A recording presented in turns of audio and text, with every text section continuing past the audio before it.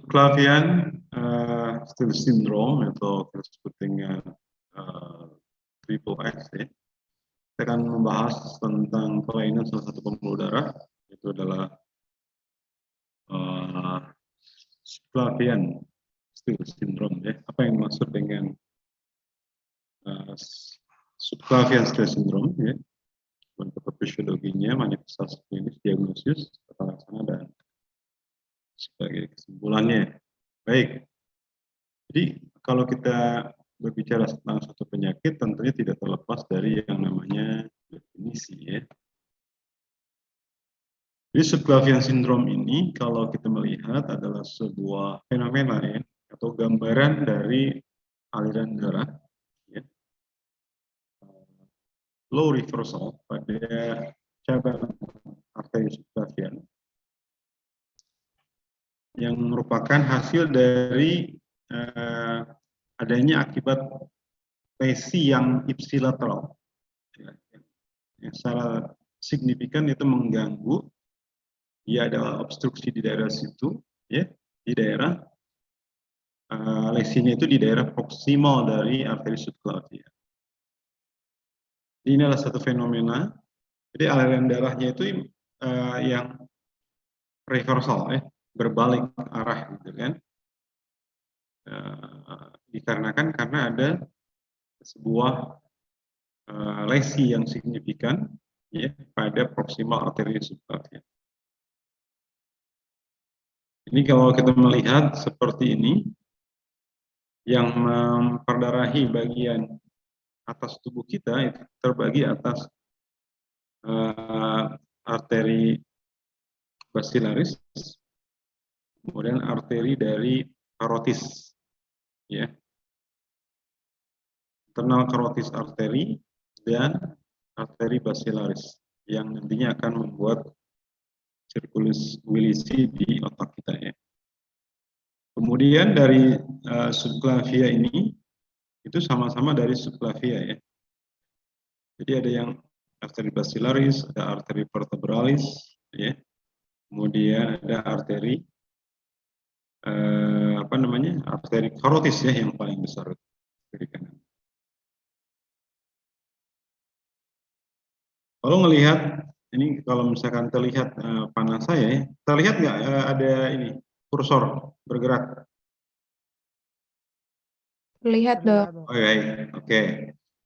Jadi kita ini ada di bagian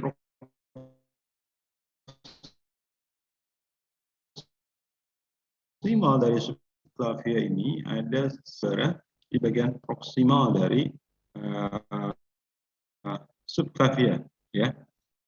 Nah, kalau kita melihat di sini, aliran darahnya yang dari arah sebelah kanan ya, itu dia akan memperdarahi bagian yang dari distal dari stenosis ini, ya, gitu. Tentunya ini akan sangat berkurang ya volumenya di bagian yang kiri ini dibandingkan bagian yang kanan. Walaupun flow di kiri itu masih ada, tapi bukan berasal dari jantung langsung ya, itu bukan berasal dari ventricular ya, ventricular, tetapi dia berasal dari bagian dari arteri yang di bagian proksimal, di bagian distal dari si lesi ini ya. Nah, kalau kita melihat dari yang alur yang tadi, tentunya ada beberapa hal yang akan terlibat ya. Jadi bagian atas, ya tentunya bagian atas otak kiri akan terganggu ya. Kemudian jantung itu sendiri dan ekstremitas bagian atas itu di bagian kiri ya. Manifestasi klinisnya tergantung dari bagian yang mengalami kelainan. Kalau pada brain itu kan akan terjadi vertebrobasilar insufficiency ya, karena dia justru mendapatkan darah dari ujung ya, dari sirkulasi wilisi ke bawah kan, bukan dari subklaviannya. Justru dia akan mengakibatkan proteksi seperti orang stroke ya, setengah stroke lah gitu ya. Dizziness, diplopia, nystagmus, hearing loss, bahkan tinnitus. Kalau upper extremity, jelas karena ada stenosis, berarti sama seperti yang dikuliahkan sebelumnya.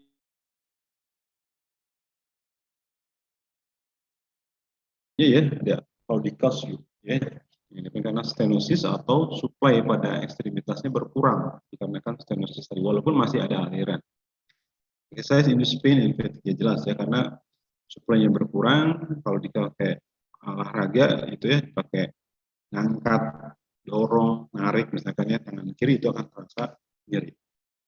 Kemudian akan terasa lebih dingin dan terjadi parestesia.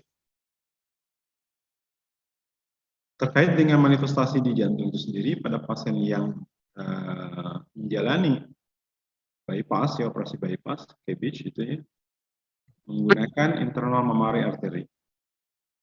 Kemudian ipsilateral upper extremity exercise, jadi kalau misalnya kita melihat dia akan kalau berolahraga sama ya, dia akan membuat stolen phenomenon. Itu berupa angina ya, pasien mengalami angina atau bahkan kejadian ini. Nah, bagaimana kita mendiagnosis subclavian steal syndrome ini? Jadi ada perbedaan yang sangat bermakna ya, tekanan darah di bagian ekstremitas kanan dan kiri ya, yaitu di bagian tangan. Kemudian ada pulsus paradoxus. Jadi pulsus paradoxus itu perbedaannya adalah pada saat kita lakukan dengan sphygmomanometer ya, kita melakukan pengukuran blood pressure, itu akan terjadi penurunan lebih dari 10 ya, sistoliknya ya, atau pulsus defisit seperti pada atrial fibrillation. Jadi apa yang kita dengar di heart rate sama yang kita di nadi itu akan berbeda. Kemudian bruit pada fossa supraclavicular, kemudian ada bruit pada suboccipital, dan ada kemungkinan gangguan kulit ya, karena di situ aliran darah juga berkurang, oksigenasi berkurang ya. Kelihatan sekali perbedaan warna kulit, warna kuku di bagian yang mengalami stenosisnya di bagian kiri ya. Kemudian diagnosis tentunya adalah kita akan melihat alirannya, flow-nya ya, yang menggunakan Doppler tentunya. Ya, kita akan menggunakan CW Doppler, continuous wave Doppler, dan duplex ultrasonografi ya. Dia akan melihat. Transcranial Doppler ini biasanya kita menggunakan probe khusus ya untuk melihat dari aliran darah di cranial. Ya. Kemudian yang lebih jelasnya lagi kalau kita melihat imaging dengan MRI ya, MR angiografi. Ya. Magnetic resonance angiografi. Tentunya kalau tata laksananya ya kita bebaskan ya. Kita bebaskan bagian yang stenotik tadi. Nah, dengan cara apa? Kalau misalkan pasiennya mengalami gejala yang ringan ataupun asimptomatik, ya kita tentunya di sini increase cardiovascular risk. Kalau misalkan itu meningkatkan kejadian kardiovaskuler, itu sebaiknya harusnya di treatment. Ya. Ini tidak ada bedanya kalau misalkan stenosisnya dia parsial, mungkin masih kita memberikan obat-obatan seperti ini ya, aspirin, beta blocker, angiotensin inhibitor ya, atau stat. Sama seperti pada coronary artery disease ya. Kemudian tata laksana invasifnya kita menggunakan balon angioplasti. Jadi kita menggunakan angioplasti itu bisa dengan menggunakan balon ataupun bisa menggunakan stenting ya. Kita memasang stent di daerah stenotik. Kemudian kalau ini tidak bisa juga dilakukan apa, maka tindakan terakhir adalah kita surgery, ya, kita melakukan pembedahan. Jadi subclavian syndrome ini adalah adanya merupakan kelainan ya, di mana terjadi suatu aliran darah balik ya, reversal artery flow ya, di bagian dikarenakan adanya stenosis di bagian proksimal dari arteri subclavian. Kemudian karena masih ada reversal artery flow tadi yang memperdarahi di bagian ujung atau di bagian distal dari stenosis, maka bagian besar memang SSS ini adalah asimptomatik ya, karena masih ada. Kemudian simptomnya itu atau gejala-gejala yang muncul adalah terkait dari 3 organ penting, yaitu adalah brain, heart, dan upper extremity ya. Diagnosis tentunya adalah melalui anamnesis dan pemeriksaan fisik ya, didapatkan bruit tadi di daerah subclavian, ya, kemudian ditunjang dengan adanya pemeriksaan Doppler ultrasound ataupun dengan imaging angiografi.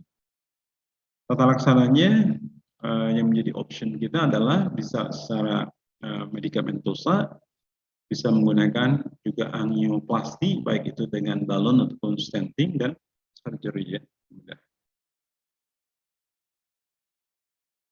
Oke, kita stop share yang ini ya.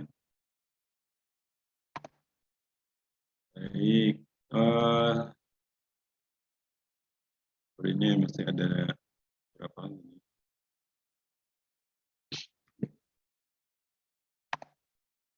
Ada yang ditanyakan dulu sementara?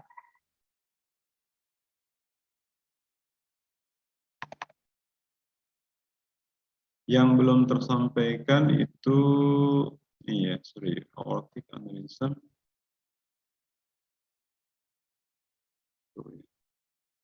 Why not? Sudah ya. Quarters aorta.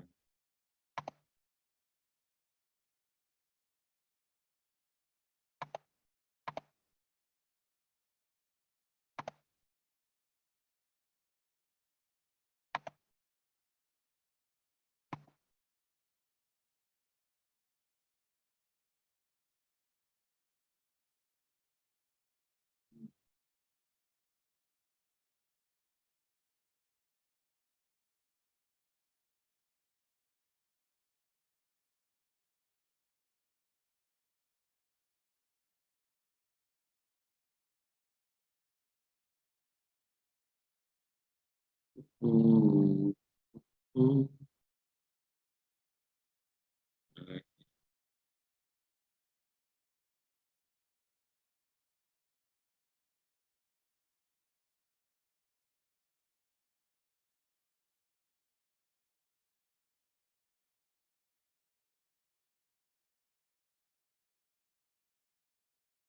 Oke, nanti yang berikutnya adalah quartatio dari quartatio aorta ya. Ini kita melihat tuh ini ya. Sorry.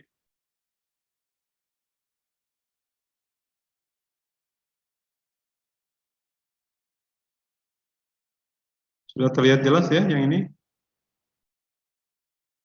Quartatio aorta kelihatan? Izin dok, Nampak? lihat tuh. Baik. Jadi kalau kita melakukan pemeriksaan pada echo anak ya, biasanya ya, pada pemeriksaan menggunakan echokardiografi anak, biasanya kita salah satunya mencari adanya quartatio aorta ya. Karena kalau ada, ini bisa di tata laksana lebih awal lebih baik ya. Nah, kadang-kadang quartatio aorta ini hampir sama nih dengan Assalamualaikum dok. subclavian. Halo? Mohon izin, itu slide-nya belum terlihat dok. Oh, belum terlihat? Oh, Belum dok. oke. Belum ya? Oh, oke.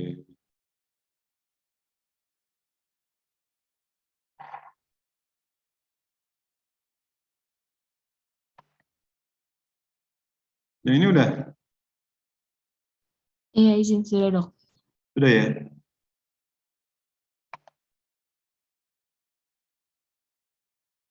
Slideshow-nya terlihat? Terlihat, Terlihat jelas Dok. ya, Mbak? Iya, Dok. Oke, baik.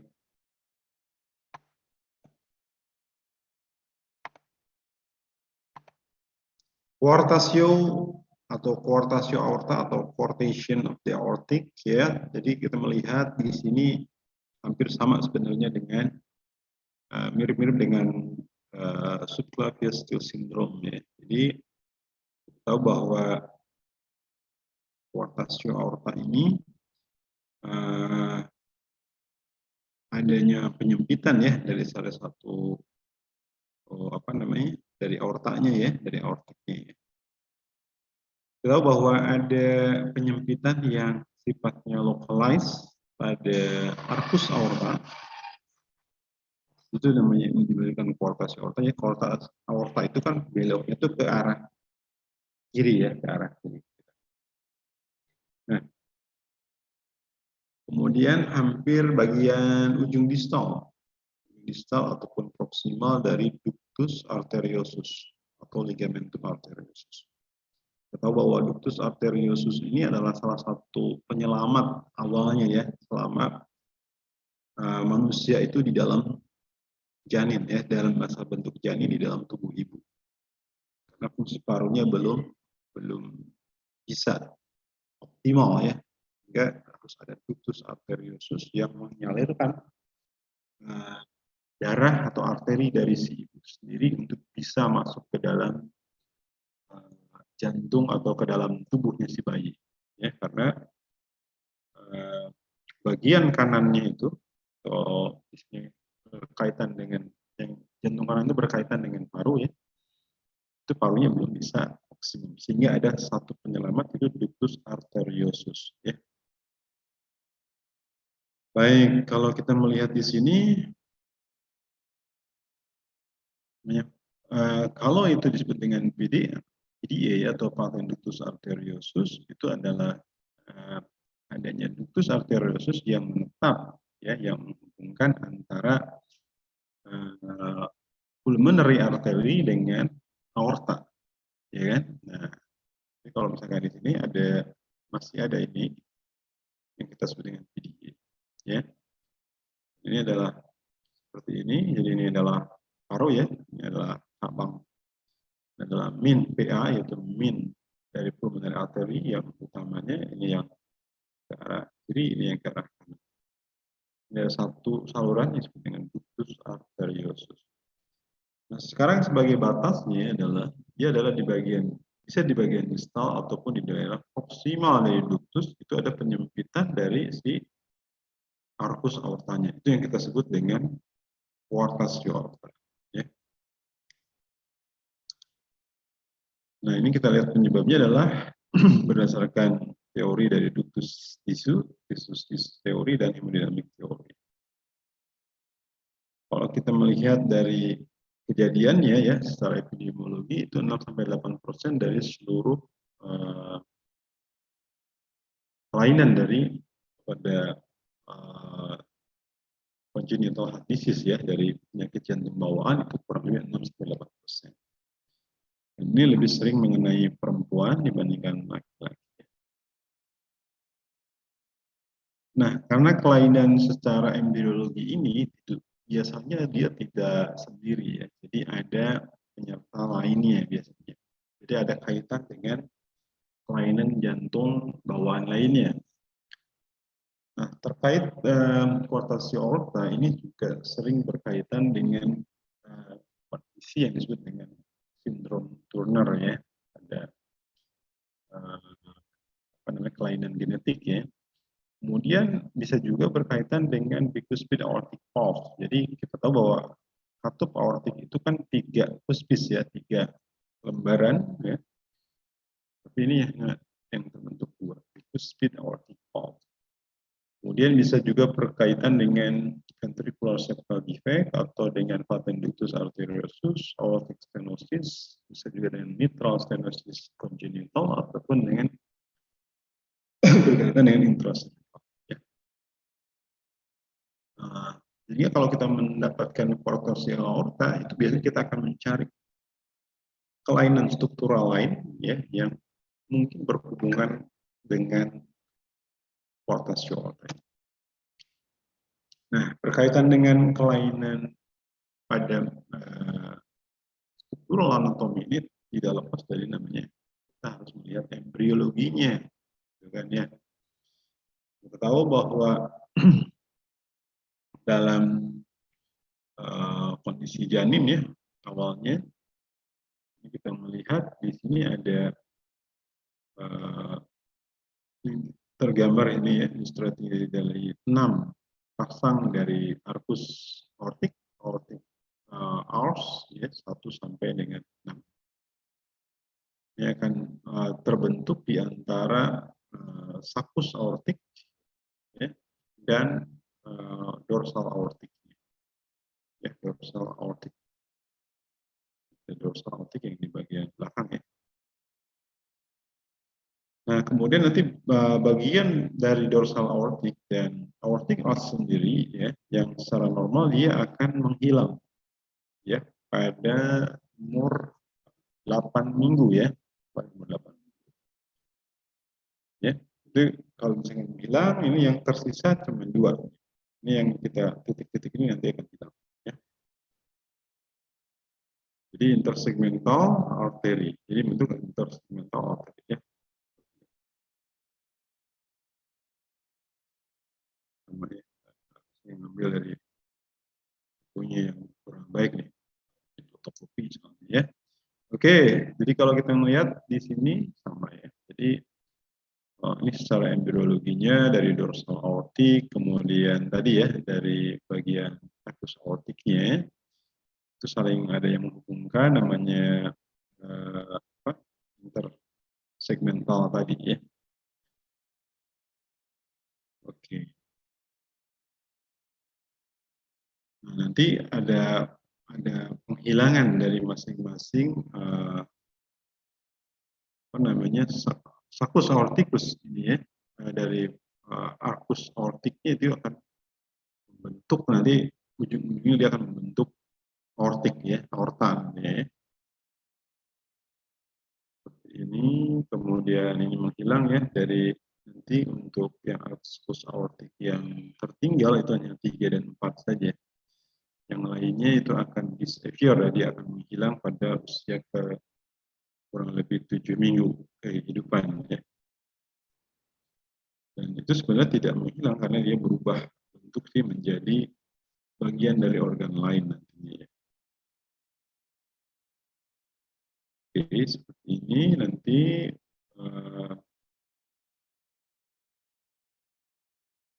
ke bagian arah atas ini akan bentuk sistem karotis ya, kemudian nanti akan yang bawah dia akan membentuk sistem aortik ya.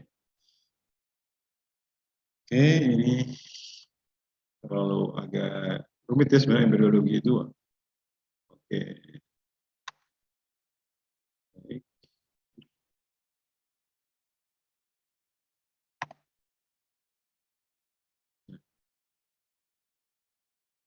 Ini ada perjalanannya tadi ya pada 6 sampai 8 minggu kehamilan itu kita lihat bahwa ada arcus aortic yang keempat dan keenam.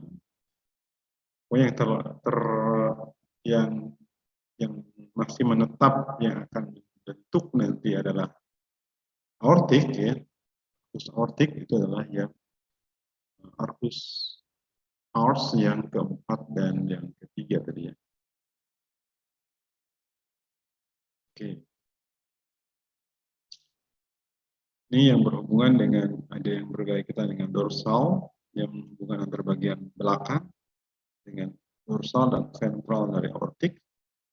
Kemudian dia akan membentuk arcus aortic, kemudian dari arcus yang keenam tadi dia akan berkembang menjadi ductus arteriosus. Ini ya, mungkin akan lebih tergambarkan. Silakan kalian kalau memang ini ada slide-nya ya, dilihat lagi. Ini hanya menunjukkan proses perkembangannya. Ini kalau semasa masih janin masih ada nih small aortic arch-nya itu masih ada. Jadi ini akan disipir akan menghilang juga. Jadi akan membentuk nih ada arcus aorticnya. Ya. Oke. Ini yang udah jadi ya sebenarnya ini ada arcus aortic, ini ada arcus aorticnya. Kemudian ini ada bagian yang berkaitan dengan tempat keluarnya dari left coronary artery, ini memperdarahi jantung bagian kiri, dan right coronary artery atau RCA bagian memperdarahi jantung kanan. Kemudian di sisi-sisi yang lain itu adalah ada brachiocephalica, ya brachiocephalic itu kalau yang kanan itu lihat ya, kanan sama kiri itu bedanya begini. Kalau yang ke arah kanan itu biasanya dia straight forward ya dari si arcus aortic ini untuk brachiocephalica. Brachio itu ingat kalau brachio itu ke arah ini brachiocephalic. Jadi nanti kalau Anda lihat ya di lengan bagian atas itu nanti ada dua bagian besar yaitu adalah brachialis, ya yang akan berubah menjadi cephalic dan basilica ya, juga itu ada di bagian kanan, di bagian ekstremitas ya. Namanya brachiocephalica, dia akan membelah menjadi dua yaitu adalah subclavian dan ada kamen carotis ya yang ke arah kepala bagian.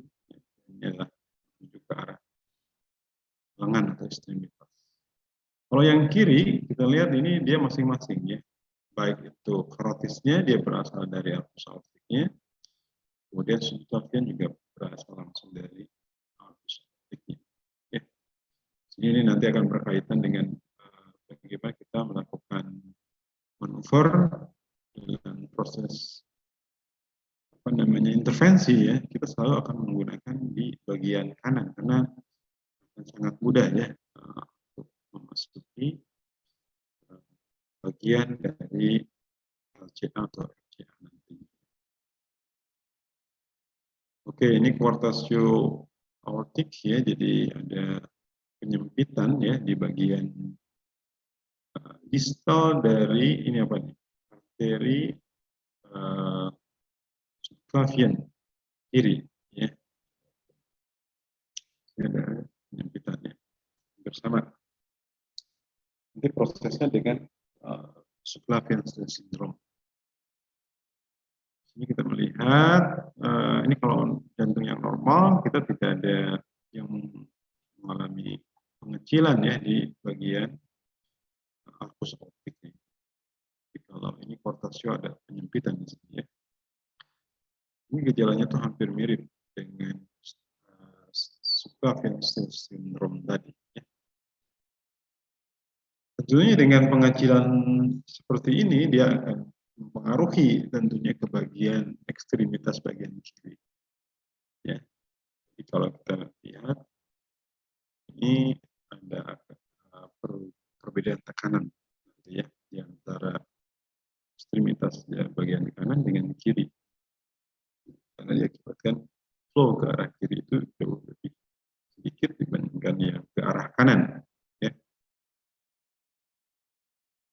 Nah ini kalau kita melihat letak dari stenosisnya itu sendiri ya, atau quartatio itu sendiri adalah bisa preduktal, duktal ataupun postduktal. Jadi ini duktal itu adalah batas yang di tengah ya, yang menentukan ductus arteriosus tadi. Ya.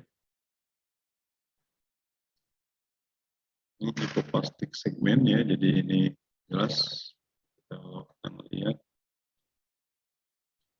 mengecil ya di bagian arcus aorticnya, hypoplastic ya.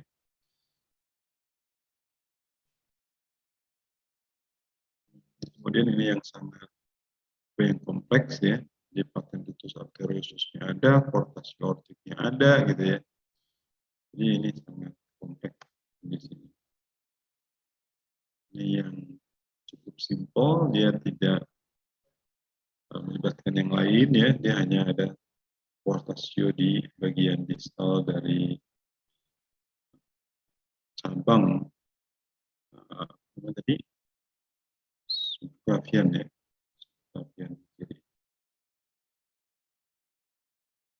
kelafian kiri ya. Baik. Ini kita sebut dengan sindrom Turner tadi ya, genetic disorder. Patofisiologinya adalah tentunya adalah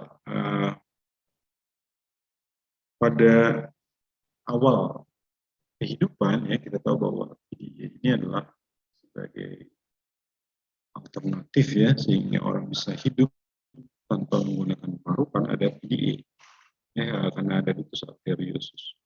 Kalau paru sudah mengembang, tekanan di parunya tinggi ya, lebih tinggi ya, sehingga ductus arteriosus itu akan dengan sendirinya akan tertutup ya. Namun yang ada katanya pada suatu ketika itu masih terbuka, namanya patent ductus arteriosus. Dan bisa berakibat fatal ya, karena bisa juga menyebabkan pulmonary hipertensi. Tapi kalau asianotik ini adalah salah satu penyakit jantung bawaan yang sifatnya asianotik. Tipe asianotik itu adalah tidak ada sistem pencampuran darah antara arteri dan vena ya pada sistem ini.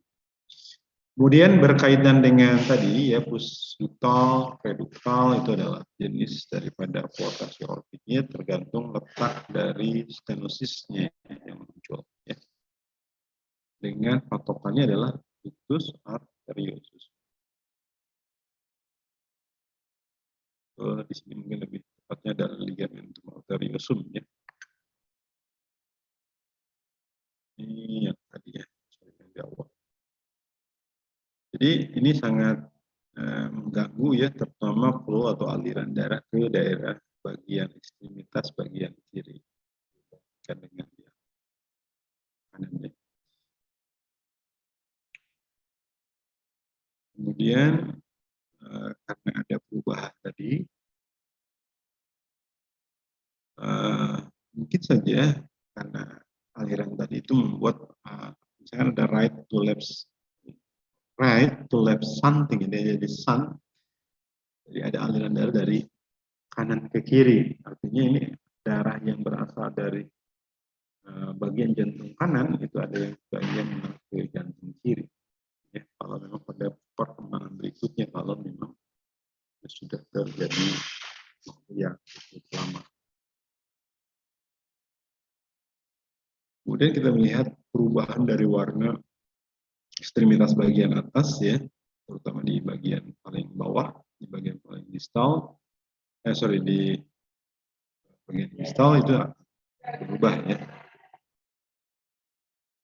dan akan terjadi hipertensi pulmonal yang cukup berat atau ventrikal kiri ya, sebagai kompensasi dari akibat stenosis tersebut, dan bisa berujung dengan heart failure. Tanda kardinal dari aortik ya.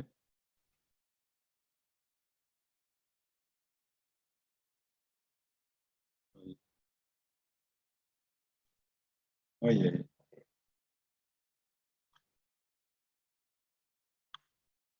Jadi tanda kardinalnya adalah adanya hipertensi di bagian ekstremitas bagian atas ya. Jadi dibandingkan dengan ekstremitas bagian bawah itu jauh lebih rendah. Normalnya adalah tekanan darah di bagian bawah itu harus lebih tinggi dibandingkan kita mengukur tekanan darah di bagian ekstremitas bagian atas. Ya. Normalnya seperti itu. Kemudian palpable collateral. Jadi adanya mungkin collateral yang bisa dipalpasi, ada trill ya, ada mungkin RV hip atau hip di sini ya, ada kuat angkat di pada bagian jantung kanan. Trill ini merupakan salah satu bising ya, jadi kalau misalkan dari satu ruangan yang besar ke ruangan yang kecil melalui satu lubang yang kecil, maka akan ada timbul turbulens dari aliran darah, maka akan teraba oleh trill ya. Oke, sini seperti ini ya. Biasanya mereka-mereka yang mengalami hipertensi aorta itu akan mengalami hipertensi ya. Kemudian adanya perbedaan tekanan darah di bagian ekstremitas atas ini di bagian kanan dengan kiri itu akan berubah.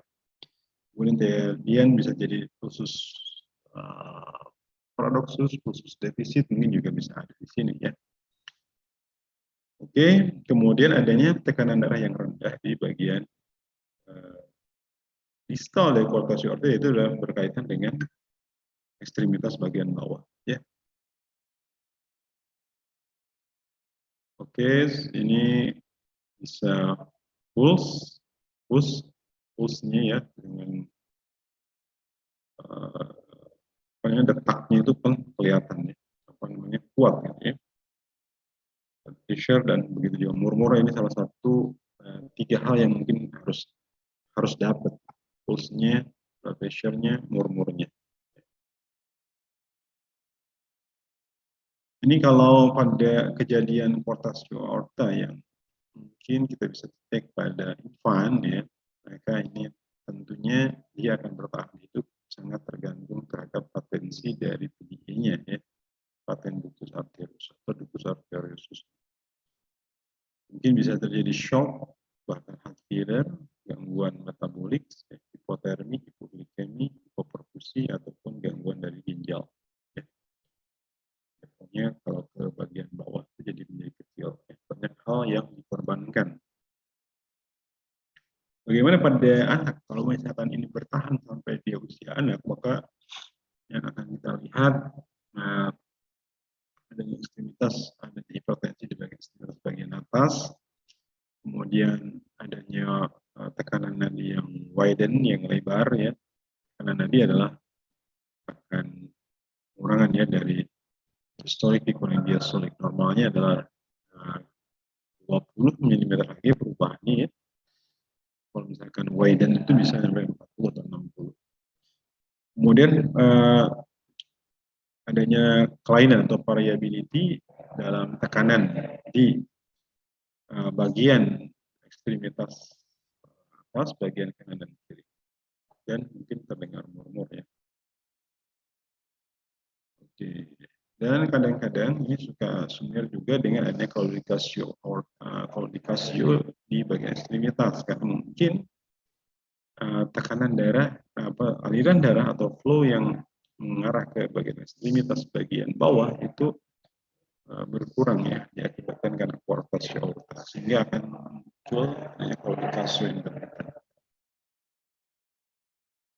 Bisa pain, weakness, jadi gampang capek ya, betisnya, nyeri, dan bahkan mungkin ada sesak nafas pada saat. Oke, tentu kalau kita mau mendeteksi pada infant ya, antenatal care-nya itu jelas kita bisa melihat dengan fetal echo ya, selama dia di dalam janin ibu itu kita bisa melihat bagaimana jantung dari anak itu sendiri ya dengan fetal echo. Kemudian gestasi kehamilan 16-18 minggu itu kita tahu bahwa itu sudah mulai terbentuk ya, sepertinya jaringan dari jantung ya, termasuk pembuluh darah yang keluar dari jantung itu sudah bisa kita lihat ya, kita bisa observasi. Oke, kemudian pembesaran jantung kiri, pembesaran jantung kanan, udah bagian yang kanan itu adalah kanan parunya juga tinggi, maka mengakibatkan jantung kanan besar dan mendesak dari jantung kiri, sehingga kesannya jantung kirinya itu mengecil. Kemudian aliran yang melalui ductus arteriosus ini sulit untuk detek adanya coarctaceous aorta ya, jadi kita ini ada coarctaceous aorta atau paten ductus arteriosus, sehingga kita agak sulit membedakannya ya, kalau dua-duanya ada. Kita lihat angka 3 ya, ini 3 sign pada khas ini pada mereka-mereka yang mengalami coarctaceous aorta. Rib notching ini jelas ada bagian daripada kosta yang mengalami pelekukan seperti ini.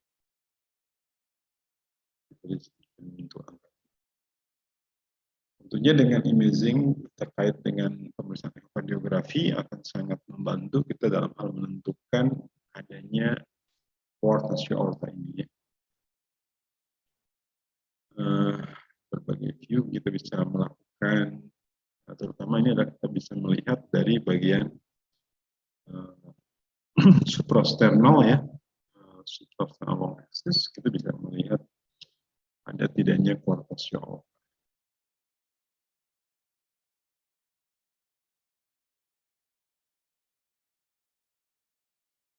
Jadi kalau kita bisa melakukan kateterisasi jantung, ya, kita bisa mendeteksi secara real, ya, secara invasif kita bisa melihat dari kondisi dari si jantung itu sendiri. Oke, ini tata laksananya. Tentunya kita karena kalau memang itu ketahuannya cepat, ya, maka biasanya kita memberikan prostaglandin. Ini adalah tujuan supaya kita melebarkan dari bagian yang menyempit tadi. Ya. Kemudian kita kadang-kadang kita menggunakan inotropic drugs, ya, mungkin kalau misalnya mengalami shock karena tadi ya penurunan dari flow ke bagian bawah ya, ke bagian distal daripada bagian yang mengalami coarctation aorta. Ini udah masuk ke ranah surgical repair ya, kalau memang ini agak sulit sih kalau memang kita hanya menggunakan obat ya, terlalu telat kita memberikannya, maka kemungkinan coarctation ini adalah sifatnya permanen sehingga kita memerlukan terapi surgical untuk memperbaikinya ya. Ini mungkin tidak terlalu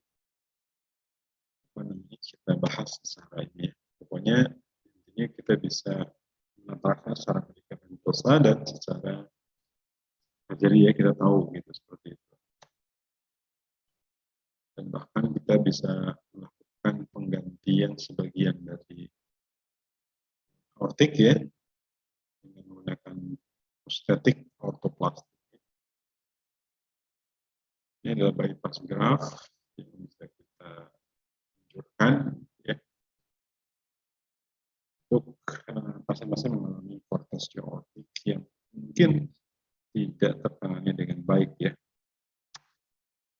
Ini secara angiografi kita akan sangat jelas melihat dari adanya penulisan, melihat dari adanya penyempitan daripada si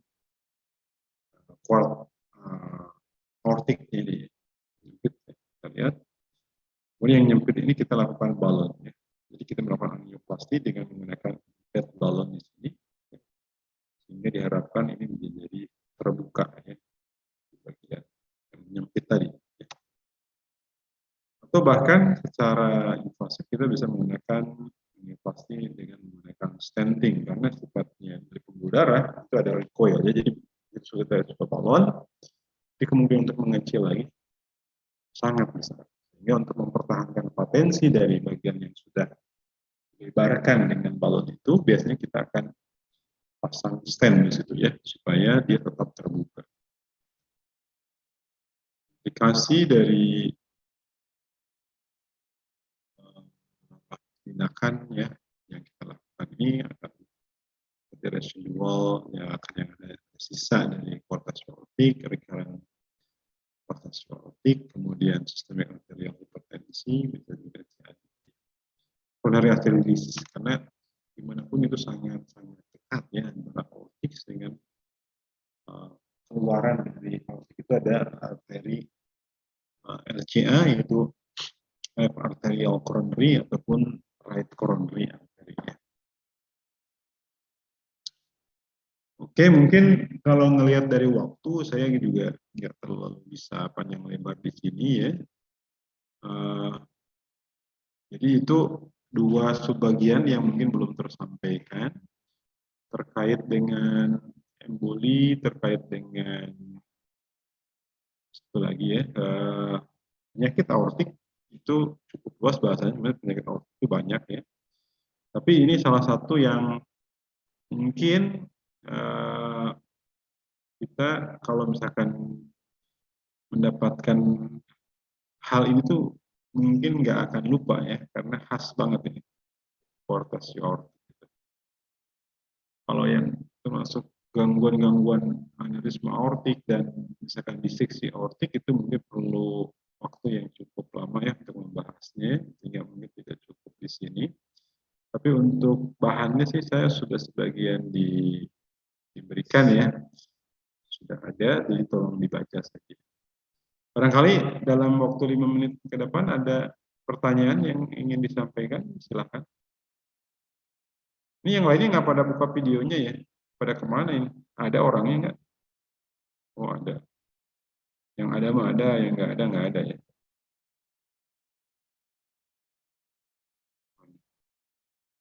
Otomatis ya, jadi kalau kita berbicara secara zooming ya, secara online begini, buka videonya ya. Jadi itulah kira-kira tata keramanya yang kita bisa berikan ya. Jadi jangan ditutup videonya, jadi kita tahu, oh Anda ada.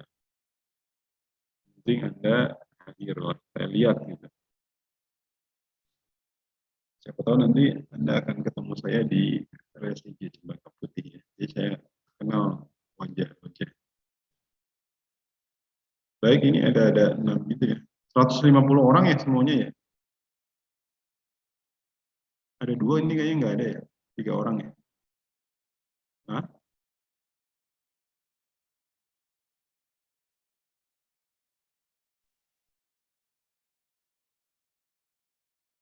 Halo? Ini nggak ada ketua kelasnya nih.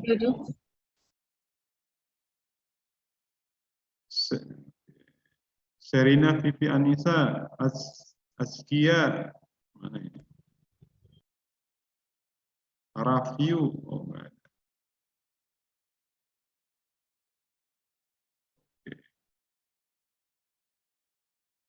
Kira-kira ada yang mau ditanyakan? Kalau memang ya silahkan kita bahas bareng-bareng. Ini satu angkatan ada berapa orang? Banyak yang nggak buka video ya, orangnya mungkin nggak ada ya.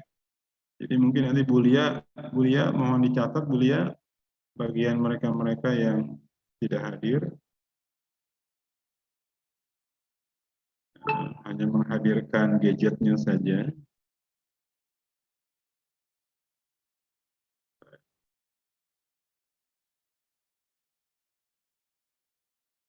Oke, sampai di sini aja dulu ya saya.